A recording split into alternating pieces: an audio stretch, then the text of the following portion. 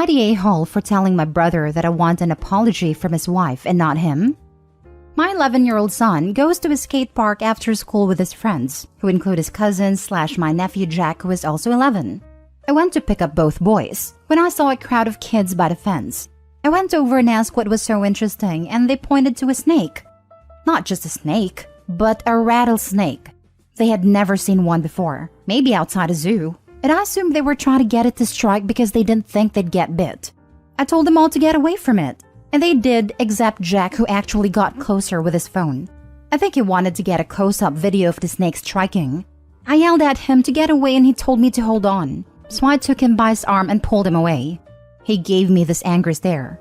I told him, WTF, that snake could kill you. And he just gave me the silent treatment until his mom picked him up.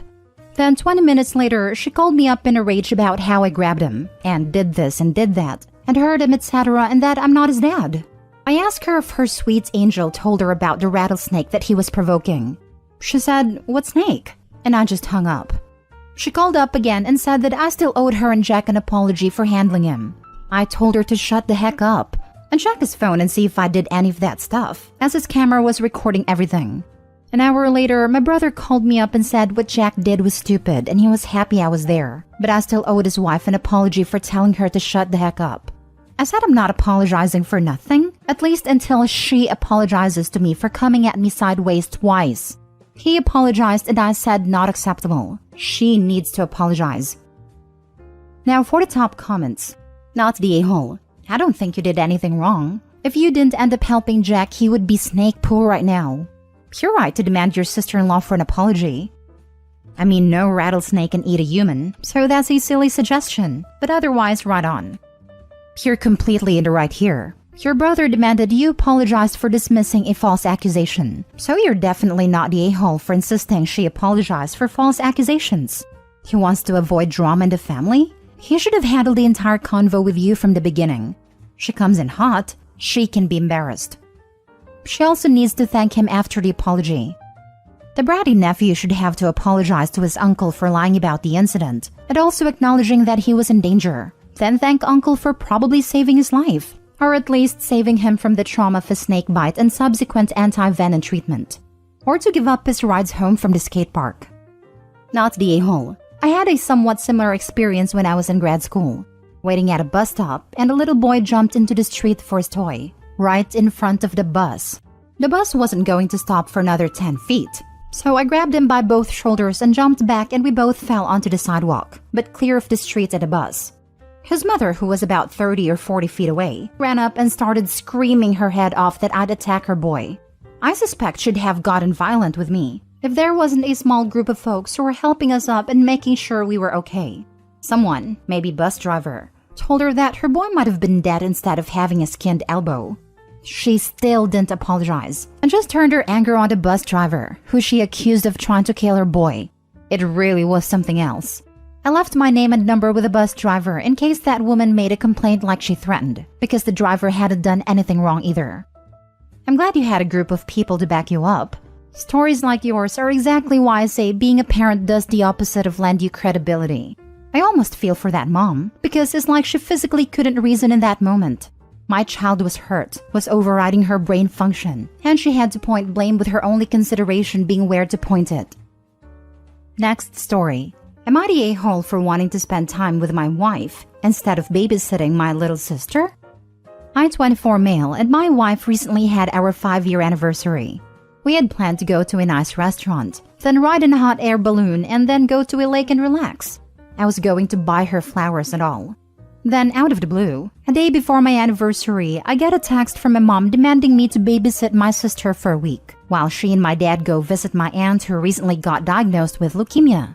Now, I love my sister. We're 18 years apart, but are still closer than ever.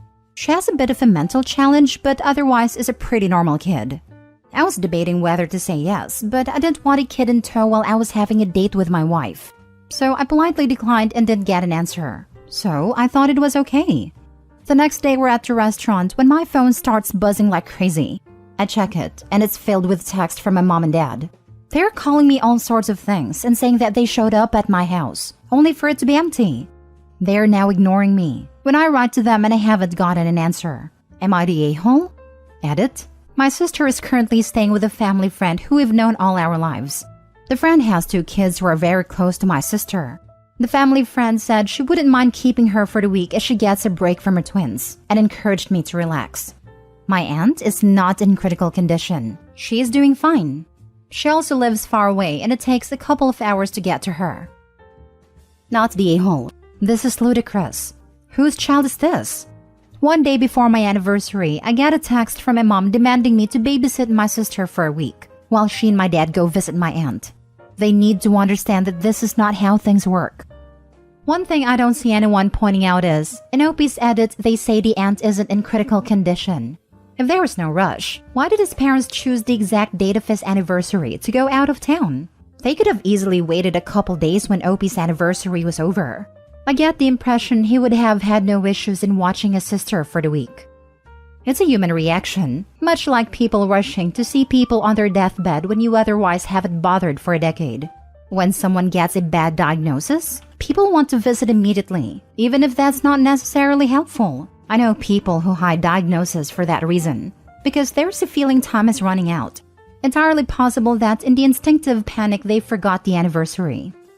If the parents had an honest miscommunication when they were worried, that wouldn't be an a-hole territory. But they're blowing up at Opie when he texted them a polite decline is firmly in a-hole territory.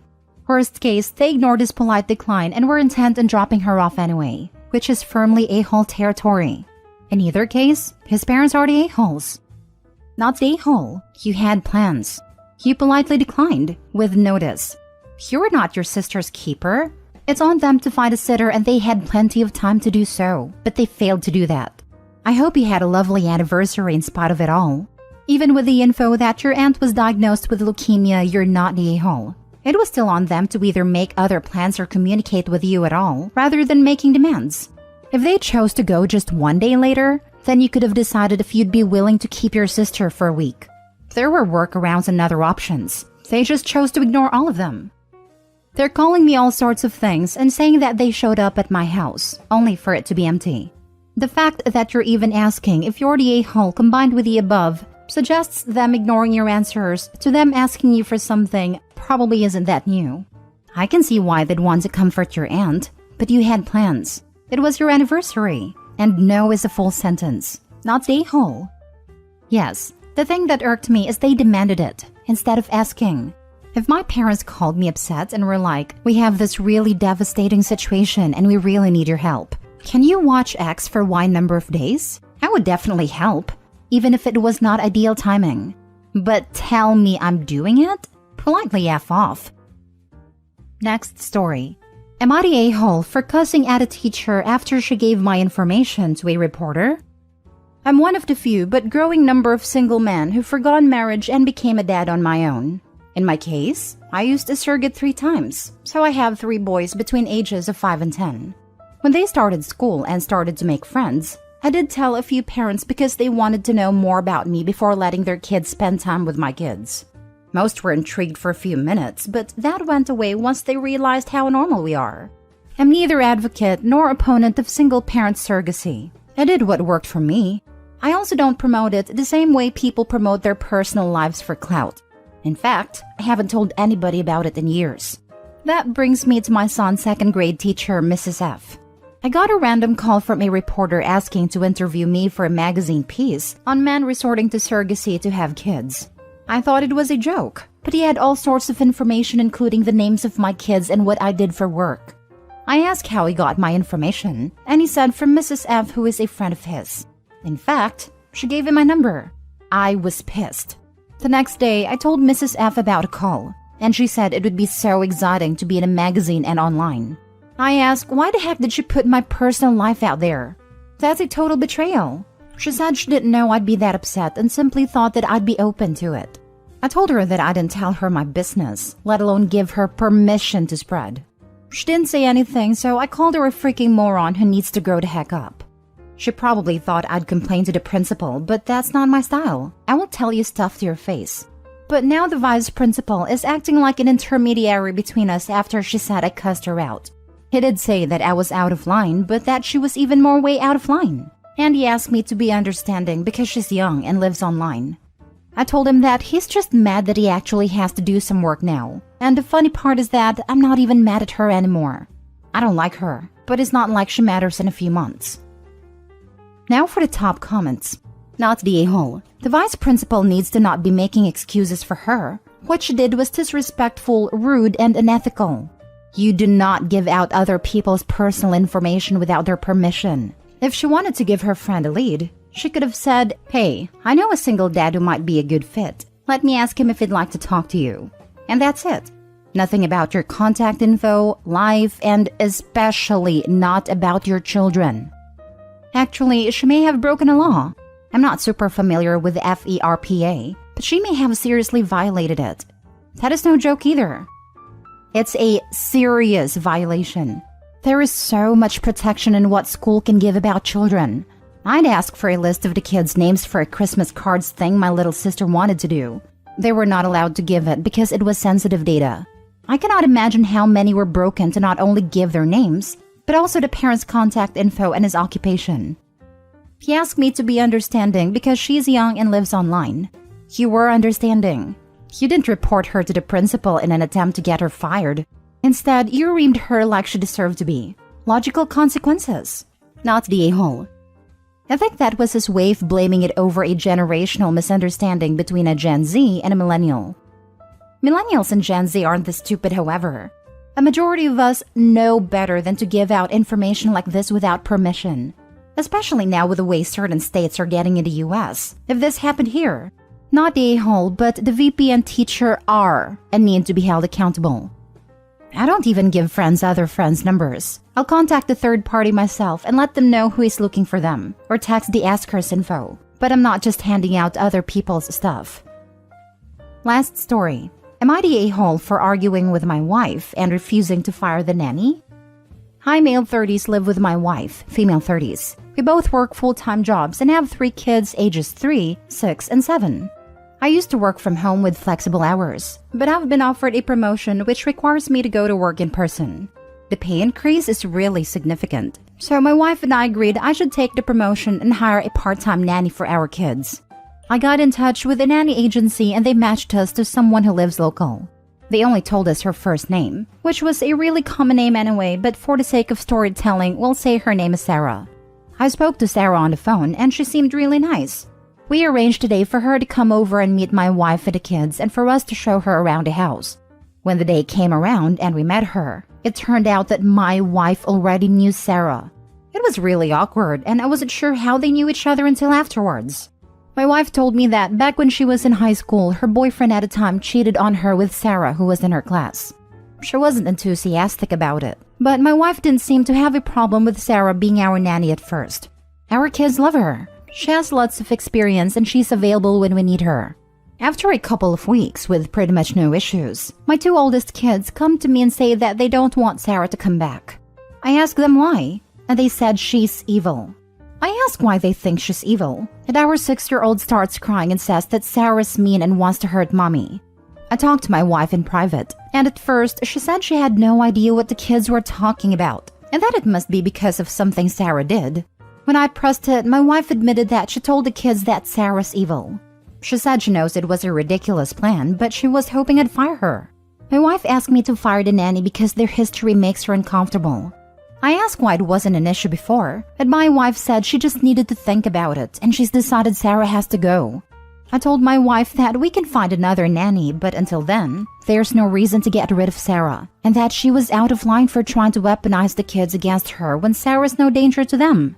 My wife disagreed and said that we need to just fire Sarah ASAP and hire a temporary babysitter until we can find another nanny. She said that she wasn't weaponizing the kids, she was just setting boundaries. This turned into a really heated argument, and I called my wife insecure and controlling, and told her she needs to go to therapy. My wife said I'm being inconsiderate of her feelings and need to put myself in her shoes. This was one of our biggest arguments in a very long time, and I just want a neutral opinion on whether I was wrong. Everyone sucks here.